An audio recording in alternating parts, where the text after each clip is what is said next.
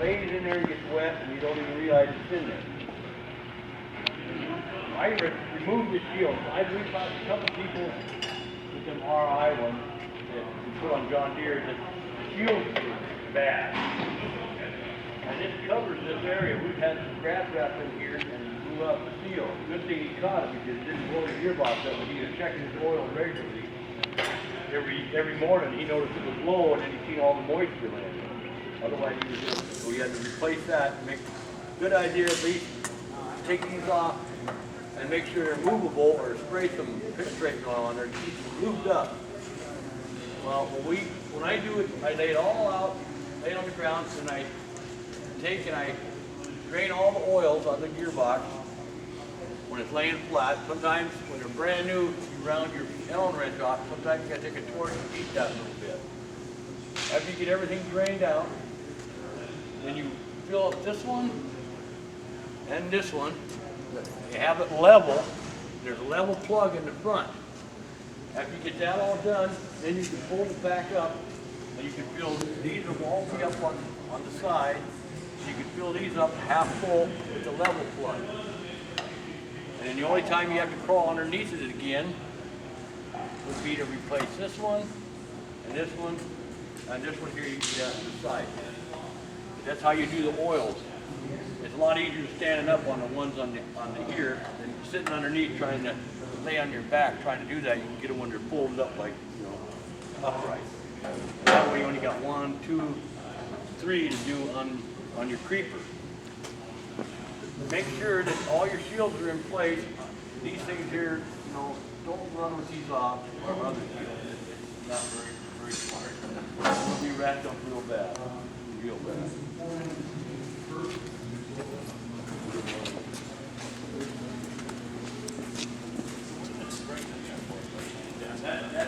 That's your drive.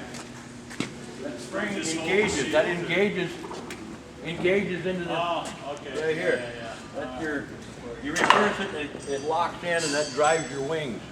Yeah. So when the head's lifted up, then things are the disengaged parts, right? So if they get too full of junk, it won't engage. Yeah. Okay. This is the down corn one.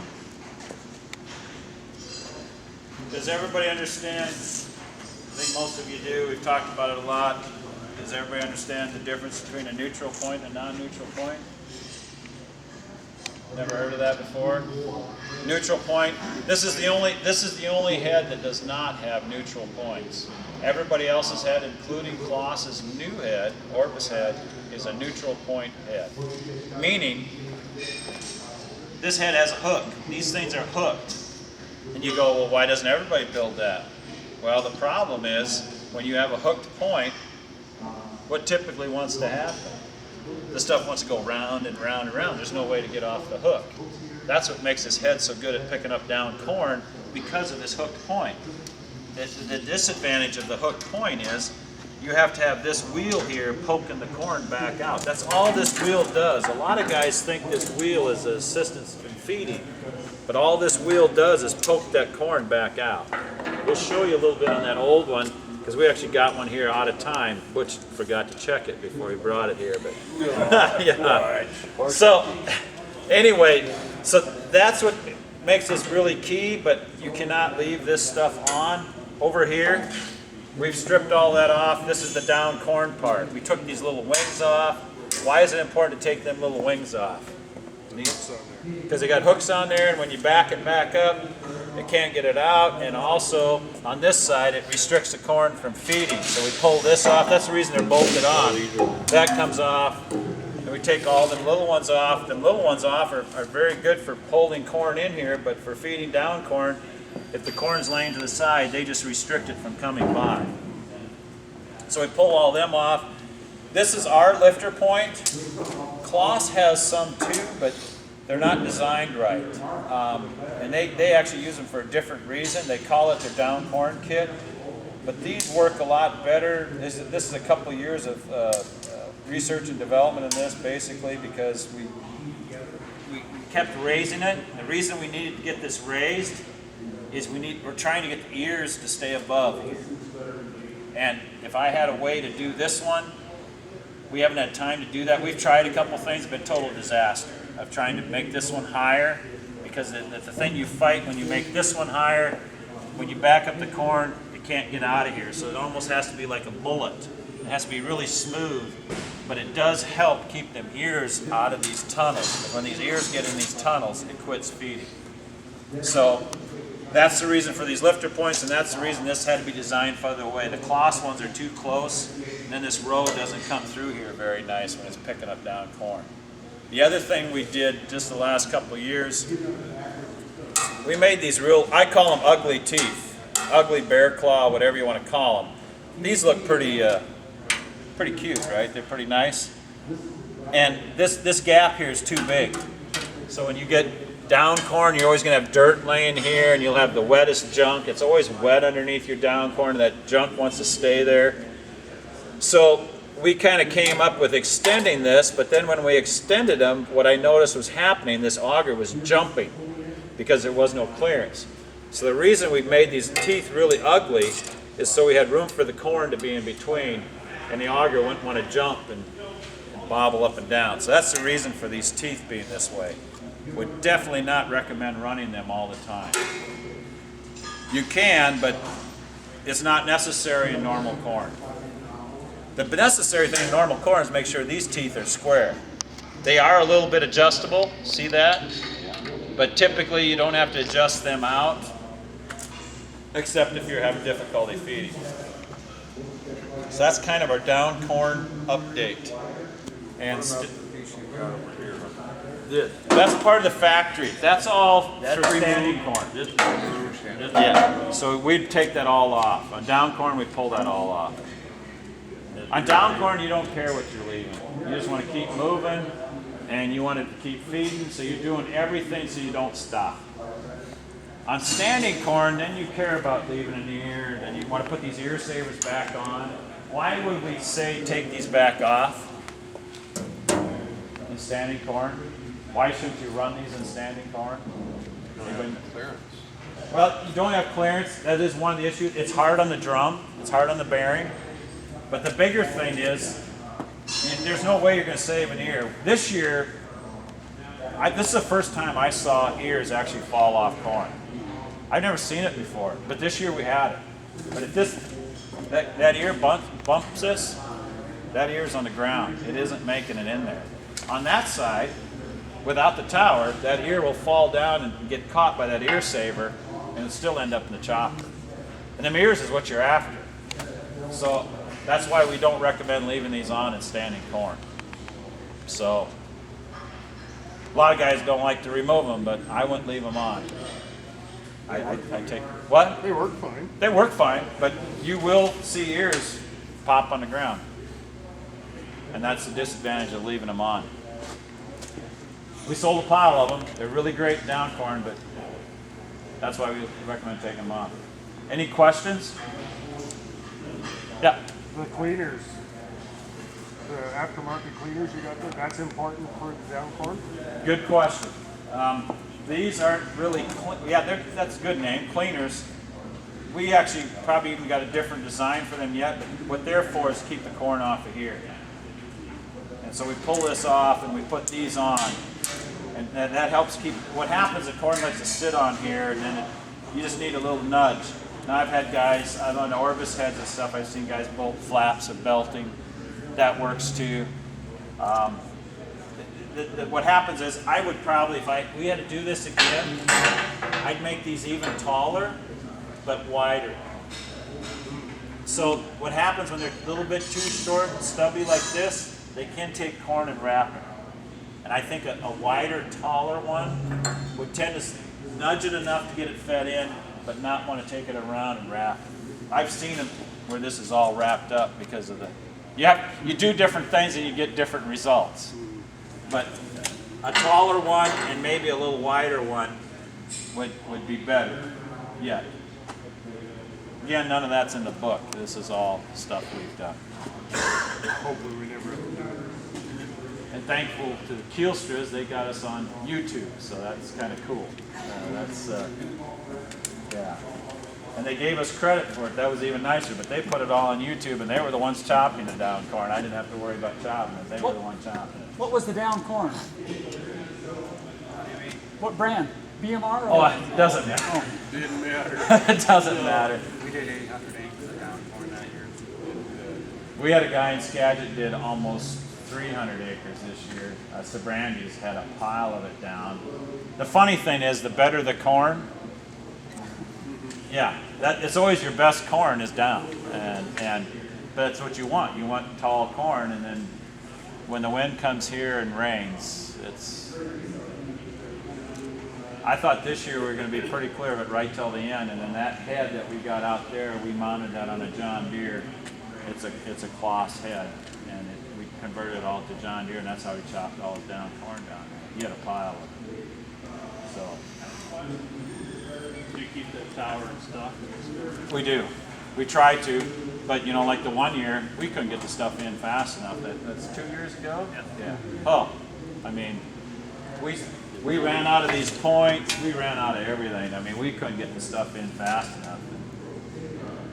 When you're frustrated, all you want to do is keep moving. The stopping part is the pain in the butt. But it takes a lot of patience. You put the tower on both heads? Orbis one end, Yeah. on the other. No, only on the outside. Even on the Orbis, we just put it on the outside. The Orbis has a shorter one that isn't quite as tall. Yeah. But the Orbis is not as effective as this head is in down corn. Never will be. And I guess I didn't tell you, Kloss wants to quit this head. And we're not very happy about that. So if Kloss had their way, they would already quit it. And they already built an Orbis 450. So why would they do that? What do you guys know why they would do that? Why do manufacturers sometimes do that? The Orbis is simpler. No auger. The auger is what makes this head work. Yeah, I know. But it's simpler to build, simpler to work on, and so they just think, well, we just got to go to a simpler head, simpler to keep parts for it. All the parts are the same. Well, now they got to have separate parts. This head is unique. So I've already seen the Orbis 450. They'll never pick up down corn, not like this one. So so far they're building it, but we're ordering heavy because we don't want to get caught without these things. Because even if you own big choppers and you get flat corn, I'm not going to waste a lot of time trying to make that Orbis head work. I'm just going to say, rent this head, keep one of these around, and do your down corn with this. So the wider the head, the more issue you can have anyway. The farther you got to pull it in. Any other questions? Yeah, I've got an 8-row, so you put the tower on both sides You're not going to get your 8-row. You got an 8-row with an auger in. You got an RU600. You and I need to talk because they got issues. So, and they don't work nothing like this. So, Contour? Contour, 600 contour with the auger? It's an RU. RU600. Oh. It's an RU. We got a bunch of them at the shop. Yeah. We have difficulty. I'll make a good deal on the backup one. I'll make a good deal on that. Yeah, see, Get rid of and he knows. So, Kilster's run both. They got an RU600 and RU450. So don't take my word for it. They'll probably tell you the same thing. This thing picks it down corn. The 600 is tough. I mean, it doesn't do bad, but everything has to be perfect. And there's no perfect down corn. And it is nothing like this. I would probably rather go with an Orbis than an RU600 and down corn. This is still the down corn answer. If I could give you feeding tips on yours at these guys, I'll do that one-on-one later on today. Okay. I can go over that, maybe go to the shop. You're going to be here tomorrow? I'll go to the shop with you tomorrow and show you some things we did with the RU600 that'll bore these guys. Keelsters have done some of the same thing. Them teeth are big on an RU600 because RU600 really struggles in the middle. It's a pain in the rear. Or just quit chopping when they're due on the corn. That's seriously. Yeah. You'd be a lot happier man if you just wait till the sun's out. And if you can wait that long, then it works way better. But the RU600s really struggle with dew on the corn. All of them do some, but that thing really struggles with dew on the corn or rain. Oh, it just drives you nuts. So, good questions. This is the Orbis 600. These are, we've modified these holes in here. We haven't modified this one yet, but there's a hole in there to let the debris out. And we take the scraper off on both sides, and we cut that hole bigger to let all these leaves and stuff fall down, stalks and stuff fall down out of from behind these scrapers. These here added on, I don't know, we added on to a bunch of our 750s or 10 rows. These are add-ons. Otherwise they come flat like this. And the corn wasn't getting released good enough here. So you add these on, you weld them on. There's 1, 2, 3, 4, 5 of them. We did that on both of our 750 10-row heads. And we put new pieces in here. These are all adjustable now. This is a new piece too that they come up with. The bull horns over there, that's all new. You can take everything apart, whatever. Do you know what we call these things? What we nickname these things? We call them Christmas trees. I don't think it's the right name, but if you hear language from us when you call on the phone, I'm going to ask you what your Christmas tree is doing. The issue we have, same thing with the Orbis head when you're chopping when it's wet down. I mean, wet corn in the morning or rain, you'll have trouble with leaves pulling in here. This head's a lot better, but they've been through about 3 years of changes. This head's about 3 years old now, and we've been through some changes. Most of the issues is around this Christmas tree. They made this Christmas tree thicker. They put these camel humps in here. That all helps. This head feeds pretty nice. It's not trouble-free, but it feeds pretty nice. And being able to adjust this wing against this, it's all about wear. An Orbis head and a Kemper head, it's all about wear. Mike Youngman, for example, he bought one of the first ones. And the first year, we struggled with some things. We changed some speeds. We put a different gearbox on it. We got it to run a little faster. We mounted it a little differently on a 900 492. You got some flexibility on mounts. We mounted his differently. We raised it up. We can't do that on a 494 because of this. 494 has this nice hookup. You don't have to get out, but you can't change your mounting. But on a 492, we can raise this 2 inches, which helps. He struggled with short corn. And what happened is we didn't see it right away, but the short corn would come here and just sit, stack right up, and just stop. And then we just went, what? And then then the whole head would plug. It plugs instantly. You got a mess, right? Well, when I saw that, I'm going, wow. So we added lips to here. We extended this out, but it looked to me like it was hitting the feed rolls too low. So we raised it 2 inches. It was almost like day and night. It was like unbelievable. So some of the heads that we're will fitting onto John Deere's, we're purposely getting them as high as possible because we realize when you got short corn and that corn comes in like this, sometimes it stops and just that feed roll can't get it flicked up. So them are some of the things we did. Fortunately, they've sped this up. So the newer Orbis head you get, the better it'll feed. They made some changes in line. This gearbox is different on the 2012s and newer. Scott, do you have one of each? Does yours have this? Do you have one with these on? No, neither one of ours has the camel hump. Yeah. Are those something you can Yes. buy it? We're recommending we put this on. I put them on. It helps. What helps here, it helps get this corn lodged off of here before it wants to. If it's still flat here, it wants to pull that shit back in there. Did you make the camel humps or did you buy No, them? we bought them off Kloss. They had built. Yeah, they come in a kit. Although, kit. and then we just welded them on. I would encourage everybody that has one to put them on. You'll have less stuff wanting to get pulled around. And then, like Butch says, cut holes in the floor back here. Pull that thing out of there and cut holes so that trash gets under it. It's not as effective on this side because this gearbox is in the way, so the trash can't get away. But why do we have more issues on this side than on this side? This Christmas tree, inevitably, in the United States of America, has more issues. And in Canada, this one has more issues. Anybody know why? This is starting to sound like I'm bullshit. serious. Because we load, the U.S. load on the right side, so this side is always in the corn. In Canada, ironically, this side's always in the corn because they blow to that side, And I've noticed that they have more issues with the Christmas tree here, and we have more issues with it here. And I guess we'll have that side. You load on the right. Oh, you're Yeah. okay. Well, then I won't call you a Canadian then. You're You're good. the American Okay. way. So why is that? Because it's always in the corn, and sometimes this side, that one's always pulling an extra corn out, or whatever. guest row? That's the only thing I could deduct. It's always in the corn. It's always different. We're going to show you something else too. One thing I found. Just go the other direction if you have problems. Yeah, just turn around every once in a while. Strip the field like you mow. Well, first walk over here. I'll show you. I know a lot of you guys run without this one on,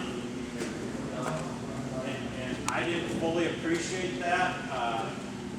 And I know this one, and guys take this off for the right reason. These are very important, but all of a sudden I see a guy pulls this off. He's either bent it or he pulls it off for the other reason. I know one of the reasons they pull it off. We had the same trouble on some of those heads. Now I want to have you walk over here and show you that. Yeah, we did that one too. I asked the guy one day, I said, how come you took them outside ones off? He said, well, every once in a while I notice that there's a piece of corn it doesn't pick up. There'll be a stalk laying every 10, 15 feet. And I go, really? Yep. So I ride beside and we put it back on, and sure enough, every once in a while it doesn't get it shoves one down. And you look at that, you go, well, why is it doing that? What's happening is, and it happens to, it wasn't just him. Okay, this corn comes in here, it's perfect. Never happens, because it comes in here, gets caught, cut, boom. This one we've already modified. We noticed the issue on this head. If the corn comes in here, and this thing isn't built right, it hits this bar before it has a chance to get in here, and then pushes, every once in a while pushes one over. And all of a sudden there's a stalk of corn laying there. Doesn't do it all the time, it's kind of weird. But it hits this just right, pushes it down, doesn't chop it. And I'm going, well, that's weird, so we stopped. So what we did is we modified these.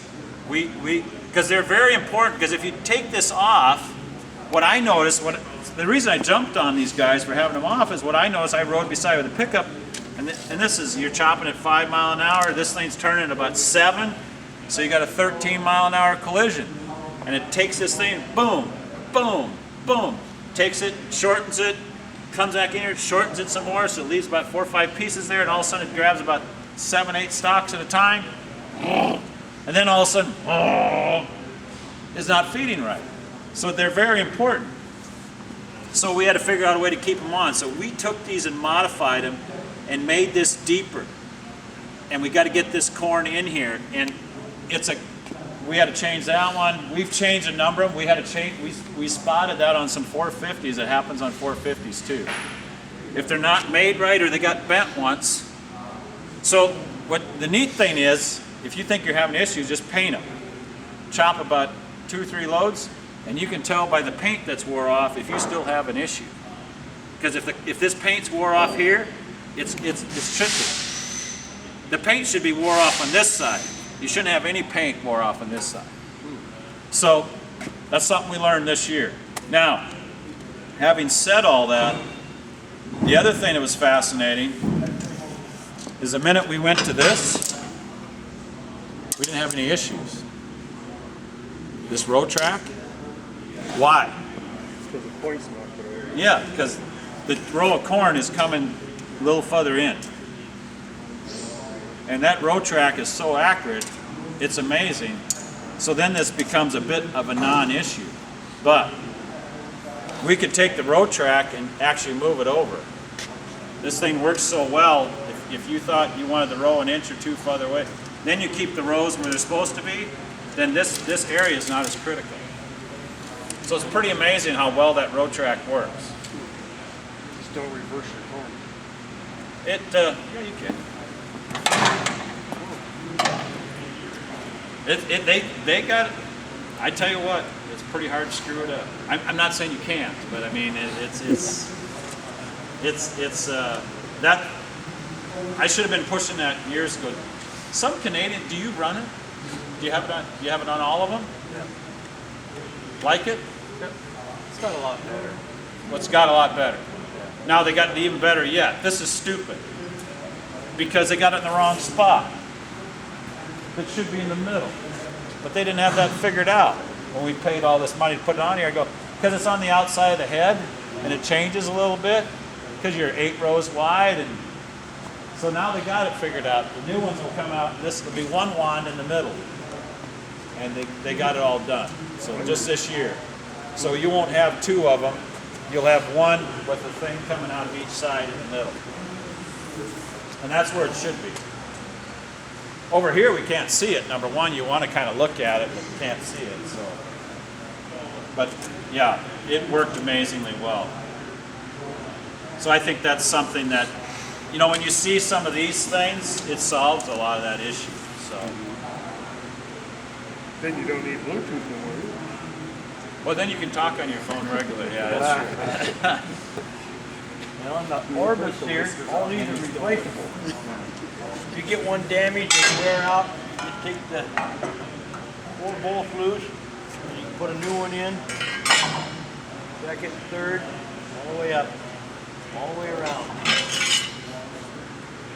The other ones, they get damaged, you can try to make a hook or whatever, or you just replace the whole thing on there. Kind of a handy little deal. I never thought they'd ever come up with something like that. I mean, it's pretty, you know. I'm sure eventually they'll wear, but these are a lot superior than you think they are.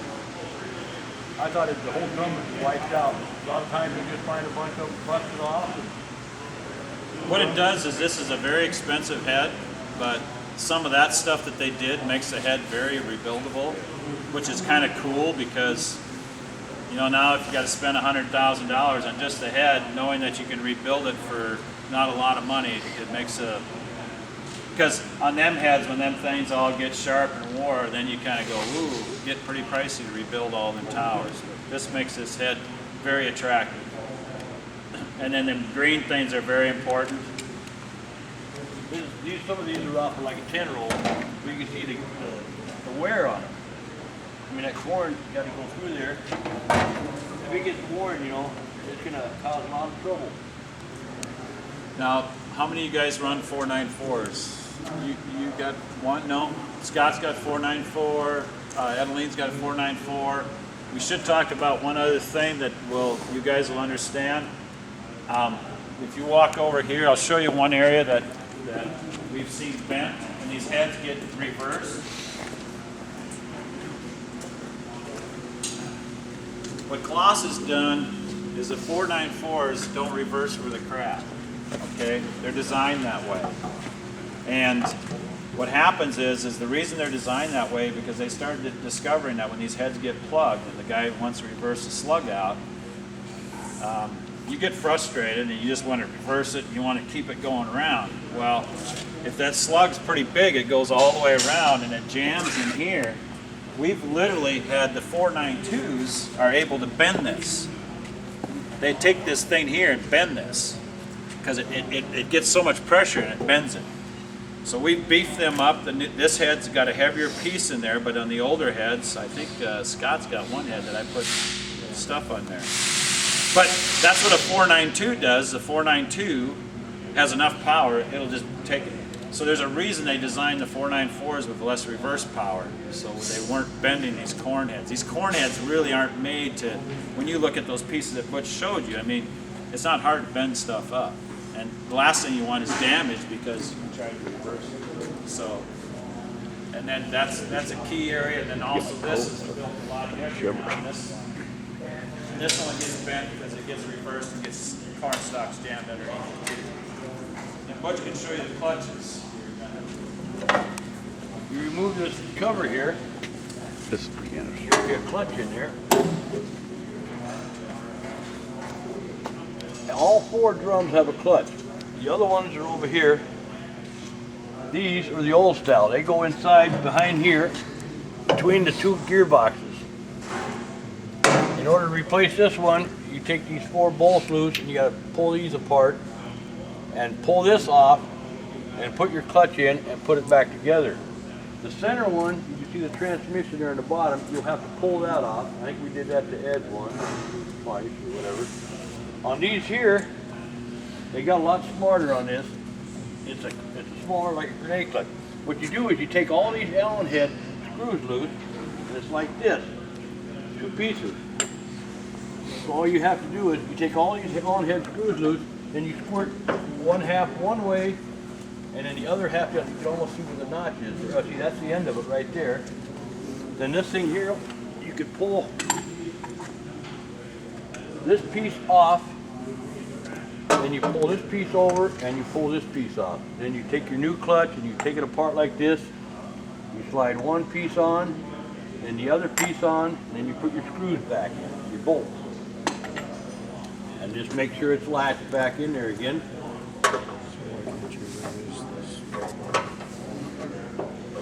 Make sure it's latched. Ready to go. Put the cover back on. Made it a lot simpler. That one on the bottom is really a fun one down there. The side ones ain't so bad, but the ones on the bottom, sitting underneath that thing. Can somebody tell me the difference between this clutch, which is out of a Kemper head, and this clutch or that clutch? What do we normally call these kind of clutches? We call them kick-out clutches. And Kloss is the only one that uses them. And the really neat thing about them is they kick out and quit turning. They don't sit there and burn or slip or fry. Like Kemper, that's what they do. They just sit there and fry, and then they're done, typically. The Kloss probably has at least 500 kick-out. The life expectancy is a lot. We didn't replace any of these kick-out clutches until 3 years ago with the first down corn. We didn't even know where they were, you know, so, and we still haven't replaced that many. Now, last year, when we had all that down corn, I think we went through about 15 of them, but it was pretty severe down corn. But their life expectancy is still really good. Compared to this, it's almost no comparison. Because Jeff Snyder had a brand new John Deere head, which has all these in it, and I think in one day he fried 6 of them. And he was done. He said, I no more. And so then we put a Kloss head on his John Deere chopper, and mainly because of the clutches, because they couldn't get it, he kept frying the clutches to reverse it. So we do go through them too, but at least ours either work or doesn't work, where these just start slipping and then just drive you nuts. So it's probably a little more expensive clutch, but the life expectancy of the clutch is really good, and they both are kick-out clutches. Kloss is kind of big on using kick-outs, and that's kind of a neat feature. Now you do have to stop and sometimes wiggle it to get it to catch. That will happen from time to time. Or if you got pressure on the drum, you may actually struggle to get, like the drum's still plugged and it kicked out. We had one Canadian struggle with that one year, and I think we finally got it rectified. That can happen, but you ain't broke down. You just got to figure out a way to get it to catch, and it catches and runs. It's either going to be caught or it's not going to be caught. That's kind of the cool thing about kick-out clutches. Okay. You don't want to put them in backwards either. I don't think they work backwards. They're splined the same on both sides. Oh, they may actually not even slip backwards, right? Well, they will slip if you turn them around. Okay. We had that happen. Oh, Yeah, okay. you got to make sure when you take them out, you remember which side goes which way. direction is which. On here, yeah, because one side's got a plastic on it and the other side doesn't. When we replace them, we make sure, when we take them out, we make sure which way they go. You can definitely. They just got a brand new one from you guys. The arrow was on the wrong way. Really? Really? Yeah. Brand new? You guys were going to order another one for me, and then I popped that little plastic cover off, and the dogs were exactly the same as the one I pulled out. The arrow was on the wrong way. Wow. Brand new from the Brand new. That was the center one. Of course, we had a 450 shipped to us brand new. That was out of time once too, on the center roll. We haven't even got that far yet here, have we? What? Do we do the timing issue here yet? No.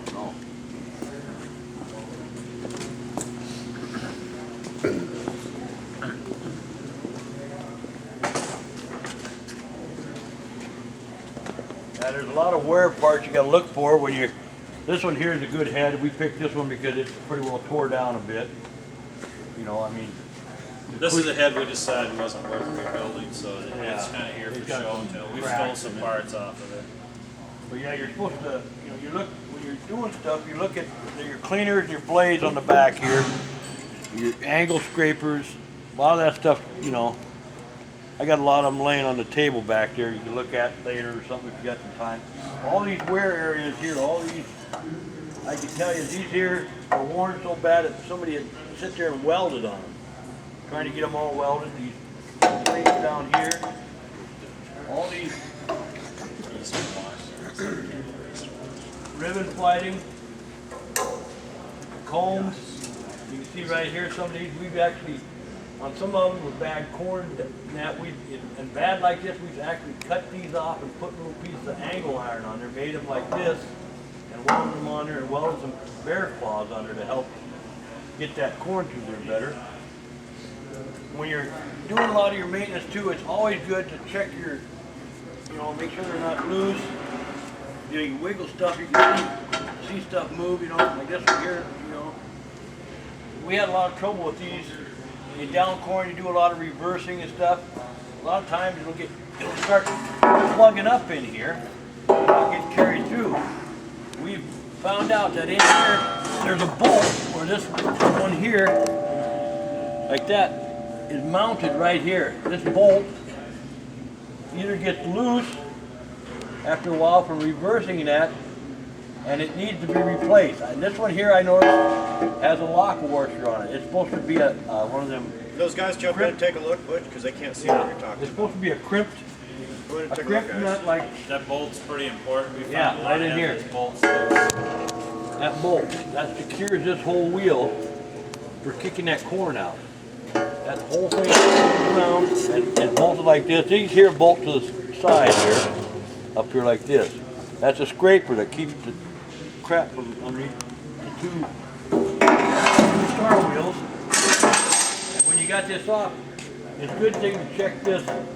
This is a scraper too, and this helps get that corn pushed out. It should be back farther, but that helps get that corn out of there better. We got some laying over there that are worn out real bad. These things are real important here. They start getting really bad on the leading side. You can flip them over and get one more season out of them. But that's about it. And on here, these plates here, keep an eye on these. They'll get holes in them. There's Allen heads here. You can go underneath and torch all the nuts off, and then just put new hardware in and new pieces. You get holes in there. If you start getting holes in there, a lot of stuff will get clogged up in there and stop the flow. You wanted to show them this? Yeah. The Orbis heads don't have this stuff on it. So this is kind of one of the reasons Klaus wants to get away from it. Now, the interesting thing, we didn't know until last night during mock-up that we did this on purpose so I could show you how these heads are supposed to work. This one's out of time. So this is kind of not a very good display of what is supposed to work, but I can guarantee you that this head didn't work very well because he had a lot of stuff would carry around, because what's happening is that wheel is supposed to be advanced about one tooth, so you'd have to pull it all apart and change the splines. Watch your shirt back there. Change the splines and get that tooth advanced. Now, if you had a bigger stock of corn, maybe you could get that out of there, right? But that isn't the way it works. We actually see these wheels so wore that you can tell where the corn is. But this one's out of time. This one is not. We actually turned this one last night. This one's perfect. We actually got one from the factory, a brand new one, where the center one was out of time. The guy, it was Boone's down in Skagit County. They got a brand new. They actually chopped about a round or two, but it plugged several times. Brand new. I got out there and I'm going, wow. And they were frustrated. You're a brand new chopper and the thing's plugging. Well, this was out of time, and that's exactly what it was doing. It was trying to carry the corn around. And we had to take it all apart, turn it, and we had to guess because the timing marks weren't correct. It does happen, but we kind of checked that now. We just didn't check this one before we decided to use it for display. So. But yeah, and in the pamphlet with all the notes and that you're getting today will have how to time this gearbox. When you take this off, it'll show you in there that the male on this gear here, there's an idler gear and another gear. This has the male key on it, and this has a female key on this gear. and you're supposed to get them directly in line. There'll be a paperwork in your book about that. If you ever take this apart, this is usually a maintenance-free. But we've had some that had bad bearings in here that the boss had bought before, and they were bad. I noticed there was oil leaking out, and the things were really sloppy. So I took it apart, and then I had to retime it. But you gotta, these things are pretty well maintenance free. They say you shouldn't have to do it. There's liquid grease in there, and if it's sealed up, if you start seeing grease running out a whole bunch, because it's usually laying flat when it's working, then you better check these bearings. You can wiggle that, and I wiggled that one, and I said, holy fright, it's all worn out. Yeah, it was so worn out it made a razor blade out of that bottom thing there. I robbed the one off of this one and put it on the other one. Okay, and then we got some stuff to show. Yeah, we you, got some. chains. Yeah, this is some of the stuff you get time later. You can always walk by and look at this stuff. A lot of the, like the chain here. There's 80 heavy here, and this is the cloth chain. You look at it. Up here and look at that. I mean, you look at the difference in that. Yeah, well, metric, yeah. But look at the difference. That's the heavy.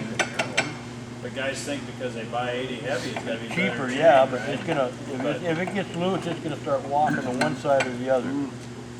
It's really amazing when you look at it, you push them both one direction, how much gap. And the 80 heavy US chain ain't really as heavy looking as, and all your wear parts, you can see wear parts. Here, that's that scraper in the center that helps kick that out. One of them's just like a thin piece of paper. That's real critical to keep that stuff. The blades, the cleaners here, keep everything clean. Combs, these here keep all the debris out from underneath your framework. And on your hay heads, it'd be nice to have your chains always checked too when you got your side panels off. Was that on the other side of the hay? That's where those things are? Yeah, they're on the drive. This one here's got a totally different style control head. But these are all like the old 300s and the 380s. And on your hay head, you got the old ones used to have all these, and they got canisters on some of them. For torquing these down, they just bottom out. You look in your book, these are 10.9. In your operator's book, they'll have a torque page in there. You just look up the 10.9, what they're supposed to be torqued to, and you go around until they're all the same torque. Instead of just buzz them, I have people buzz them down and they snap off, and then eventually we get them in the shop and we got to take them all apart. And check your wheels on your pickup head. That's the wheel right behind you. That's Yeah, for the trying to get it on the float. The new ones come out with a lot bigger one on them. So you guys haven't been to the float thing yet, right? No. So we're gonna give you a little, we're gonna switch the gears a little bit to the grass head. I think sometimes we still underestimate the difference between our grass head and everybody else's. This is a pro head, this is all that's available now. It's got a 5-bar pickup in it. The neat thing about it is these ends are replaceable, so you don't have to replace the whole time bar if you wreck one. There's some samples of that on the table.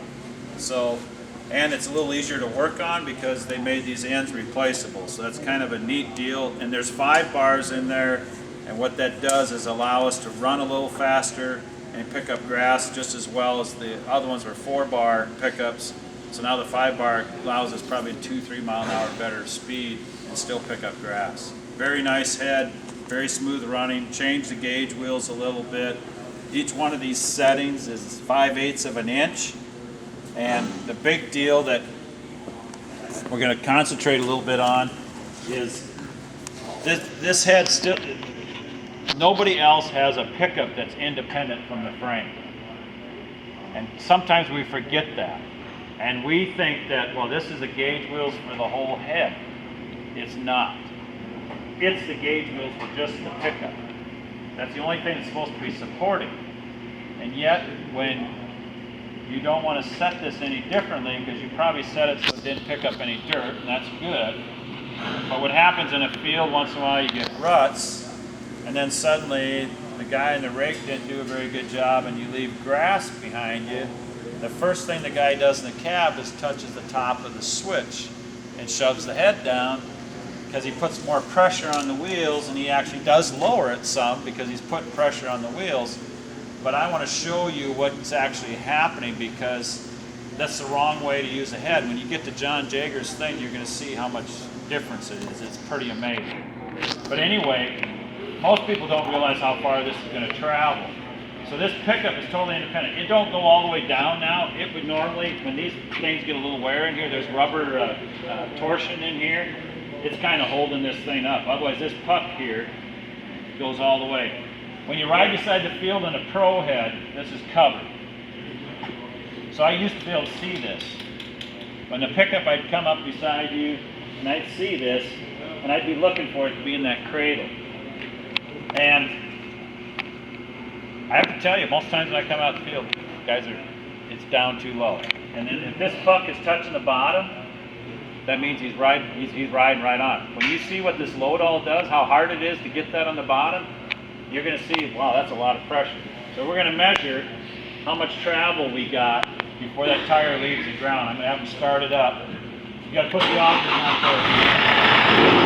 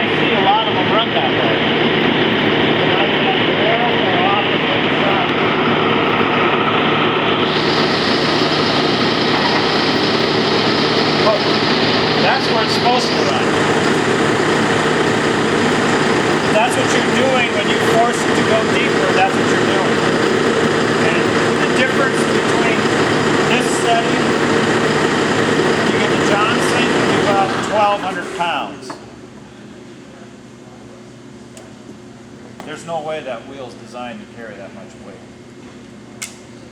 So, and even when the contour's on and set wrong, you can't get as much weight as on there as you can when you've got the contour off. So it's very important to run the contour because it's still trying to correct your mistake of trying to lift weight off the head, even if it's not set right.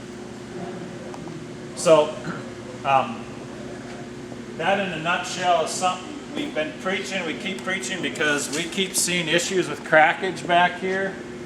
And most of the time it's related to improper use of the contour, or the float is the big word. And they changed the rollers on this head too, to these things are kind of neat. They used to have bolts here holding these bearings, and then these bolts would wrap up with grass. And this eliminated that, this cover, this fancy cover eliminated that. Guess we should have picked up the auger. The auger's bigger on a 380. That's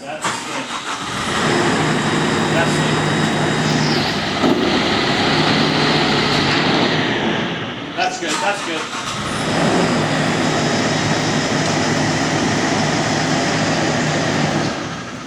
If them rubber bullets were a little looser, I think we got that spring too tight too. Did you know this, Butch? This is what's actually holding this up. Yeah, I know, there's specs on that. So this spring is actually holding the pickup up. Yeah. This spring isn't on the first ones. This is something new. They came out with. But between this torsion bar, I just noticed this spring's actually holding this, because this thing should be flopping all the way to here.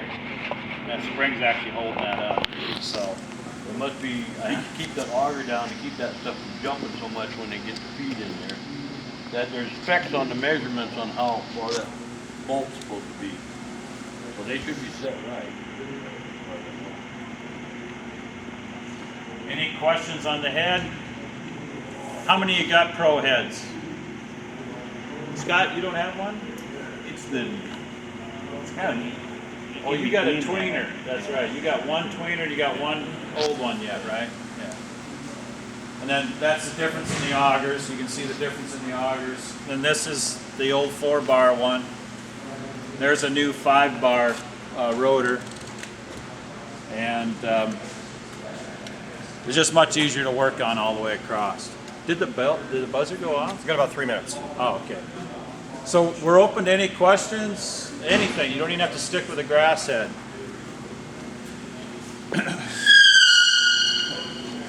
That sounds like a shriek piece of metal dragging instead of a horn. First time I thought somebody slid something on steel.